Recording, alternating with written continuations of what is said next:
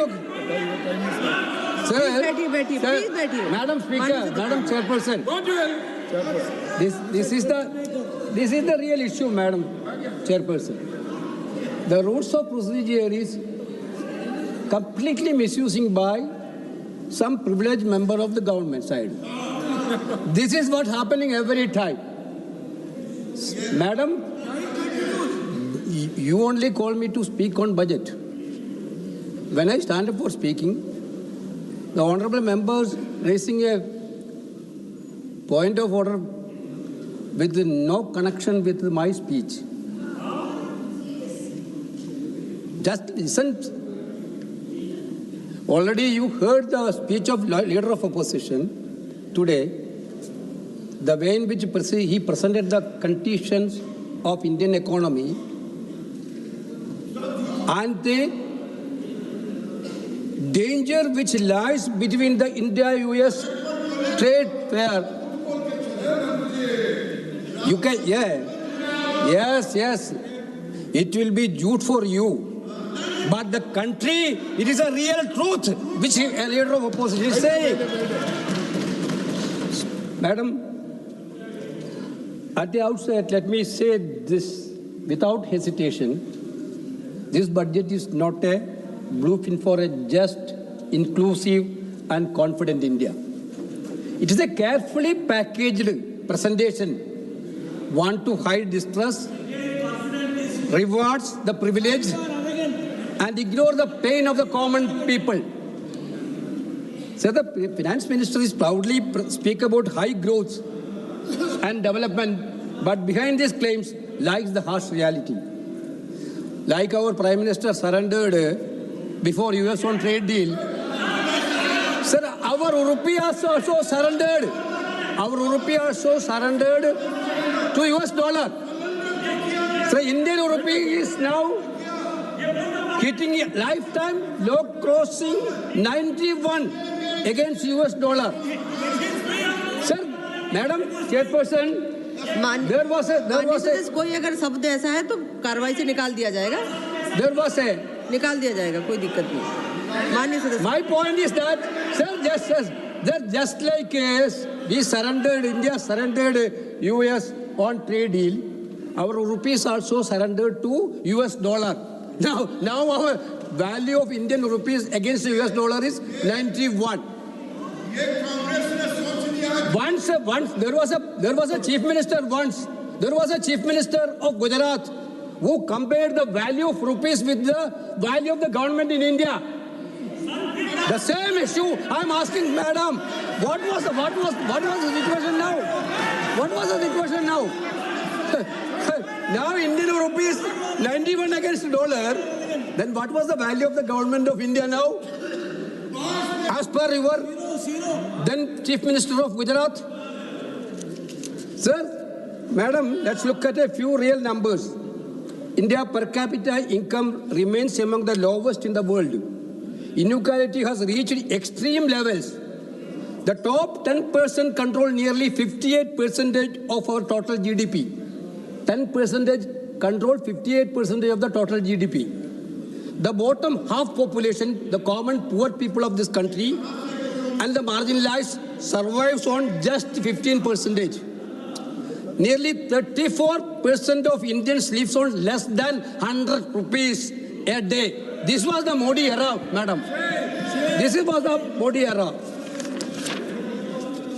Honorable Madam, this budget claims to be a youth-centric, Yuva Shakti-driven budget, Madam Finance Minister told. But the youth of India know the truth.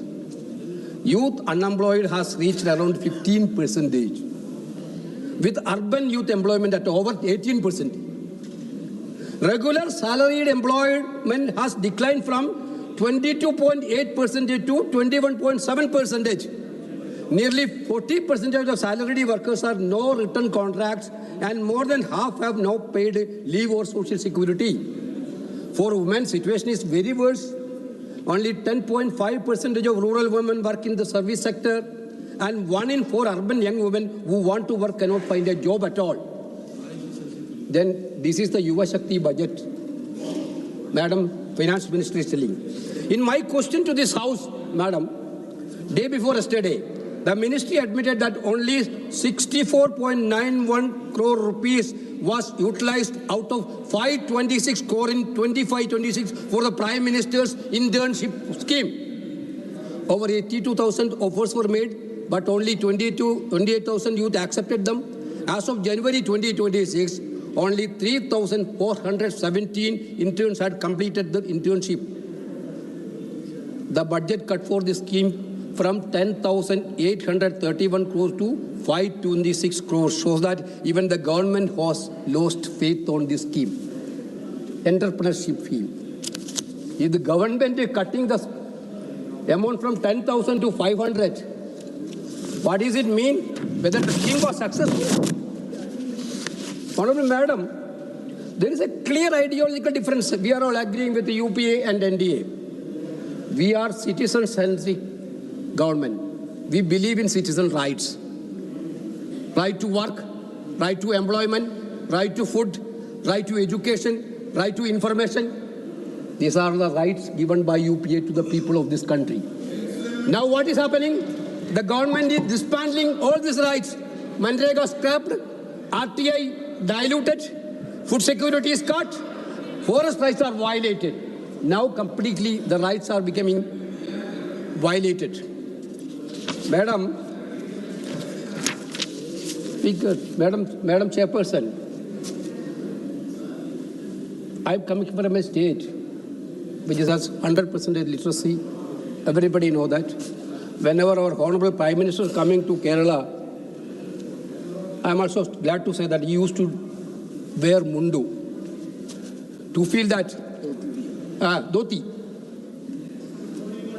But after hearing this budget, one famous Malayalam poet is there, Valathol Narayana Menon. Bharatamennu kettal abhimana pooritamaganam andarangam. Keralamennu kettalo tilakkanam chora namukku ñarambugaliൽ. മഹാകവി വള്ളത്തോൾ പാടിയതാണ് ഭാരതത്തെക്കുറിച്ചും കേരളത്തെക്കുറിച്ചും. പക്ഷേ കേന്ദ്ര സർക്കാർ കേരളത്തെക്കുറിച്ച് എങ്ങനെ കാണുന്നു എന്ന് ഈ budget അവതരിപ്പിച്ചപ്പോൾ ഞങ്ങൾക്ക് മനസ്സിലായി. അഭിമാനപൂരിതമായിട്ടുള്ള ഭാരതമല്ല, കേരളത്തെക്കുറിച്ച് ചോര തിളക്കാനും പറ്റുന്നില്ല. ഞങ്ങൾ മനോവിഷമം കൊണ്ട്, വേദന കൊണ്ട് ഒരു സംസ്ഥാനം ഈ ഇന്ത്യയുടെ ഭാഗമാണോ എന്ന് പോലും സംശയിക്കുന്ന രീതിയിൽ നിങ്ങൾ പെരുമാറിയതിനായിട്ടുള്ള അവഗണനയുടെ വേദനയുമായിട്ടാണ് കേരളം ഇന്ന് സമീപിക്കുന്നത്. Madam, AIMS, when I came here, that house 2014, when NDA was in power, first year itself, I am an opposition member. To my question, Honorable, that point of time also Health Minister was Naddaji. He assured the House that AIMS will be given to Kerala. Then it was, promise was given 2014. Honorable Shashi Tharoor already told this. 12 years already over, 12 AIMS already been passed, but Kerala has no place. But Kerala has no place. 12 years before also you committed, after 12 years you sanctioned 12 AIMS, but Kerala has no place. High speed railway corridor, you sanctioned 7 in this budget. E. Sridharan, everybody know that E. Sridharan is the architect of Konkan Railway. Admired by everybody, even though he contested in BJP ticket and lost last election, we also recognize his quality and capability. He came and met a railway minister. Railway minister assured that only Sridharanji told railway minister assured that we can go ahead with the speed railway. He started an office there in Ponnani. But there is no mention about high-speed railway for Kerala here. Madam, Ama Gaveshana Kendram Kerala കിട്ടിയിട്ടുണ്ട്. ആമ ഗവേഷണ കേന്ദ്രം കേരളത്തിൽ നന്ദിയുണ്ട് ഞങ്ങൾക്ക് വളരെ. ആമയെക്കുറിച്ച് ഓർമ്മിക്കാൻ നിങ്ങൾ തയ്യാറായത്, കേരളത്തിലെ കോടിക്കണക്കിന് ജനങ്ങളെക്കുറിച്ച് ഓർമ്മിക്കുന്നില്ലെങ്കിലും ആമയെക്കുറിച്ചെങ്കിലും ഓർക്കാൻ നിങ്ങൾ തയ്യാറായതിൽ ഞങ്ങൾക്ക് നന്ദിയുണ്ട്. ഈ ഡിസ്ക്രിമിനേഷൻ അവസാനിപ്പിച്ചേ മതിയാവൂ. We have to stop this discrimination against Kerala, madam. Kerala demands it, Kerala deserves it. Therefore, I think while replying this budget, we are expecting, Kerala expecting some positive measures, positive reply from the Honorable Finance Minister. Madam,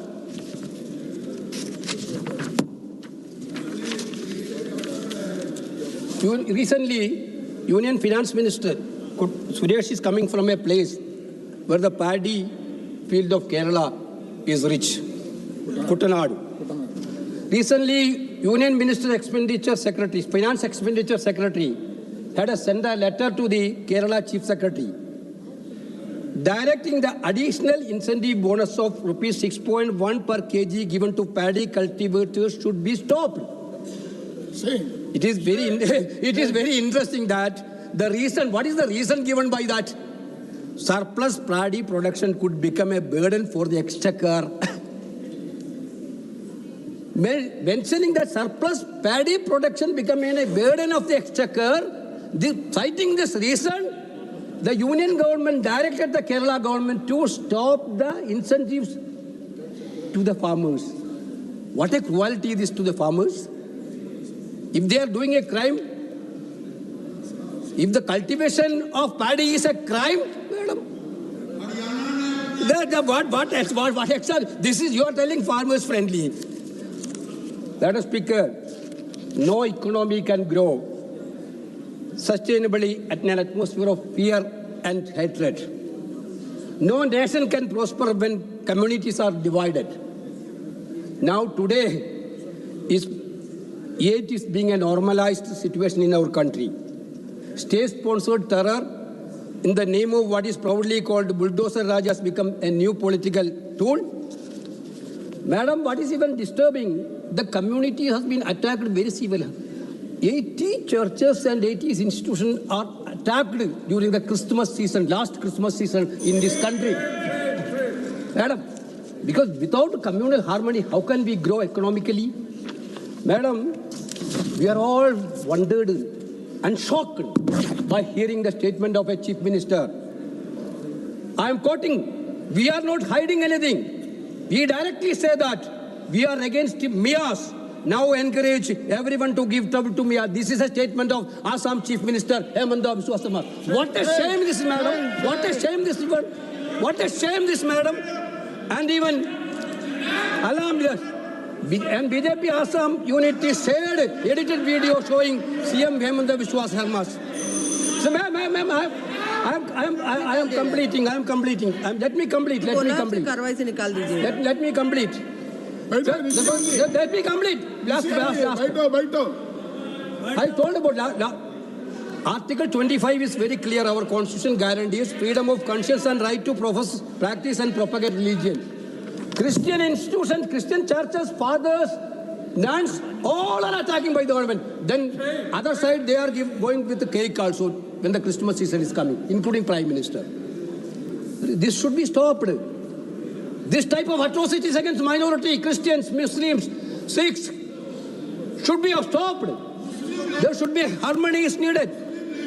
Madam, Mahatma Gandhi ji has told, whenever you are in doubt or when the self becomes too much, recall the face of the poorest and the weakest man or woman whom you may have seen and ask yourself if the step you contemplate is going to be in use of the poor man or woman.